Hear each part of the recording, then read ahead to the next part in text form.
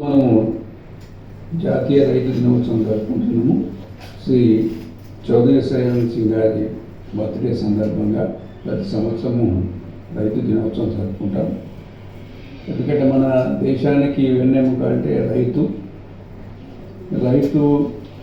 కష్టపడి ఇన్ని పంటలు పండిస్తేనే మనం అందరం సుఖశాంతులతో ఉంటున్నాము. కాబట్టి రైతులకు ఎంత చేసినా మనం తక్కువ చేసిన కింద వస్తుంది. మన దేశంలో ఉన్నటువంటి జనాభాలో 10% అంటే దాదాపు 14 కోట్ల మంది రైతులు మన వ్యవసాయం చేస్తూ ఉన్నారు.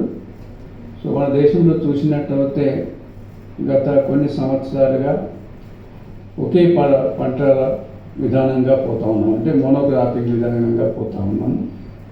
అది శ్రేయస్కరం కాదు. గత కొన్ని సంవత్సరాల క్రితం 20 సంవత్సరాల క్రితం మన పంటల విధానం ఉండేది. నవధాన్యాలు పండించే వాళ్ళు మన దేశంలో కానీ మన రాష్ట్రంలో కానీ. సో అప్పుడు రైతులు సుఖశాంతులతో అన్ని తీర్ల బాగుండేవారు. సో ఇప్పుడు దిగుబడులు పెరిగినప్పటికీ కూడా ఖర్చులు పెరగటం రైతులకు చాలా ఇబ్బందికరమైనటువంటిది. అందులో ముఖ్యమైనటువంటి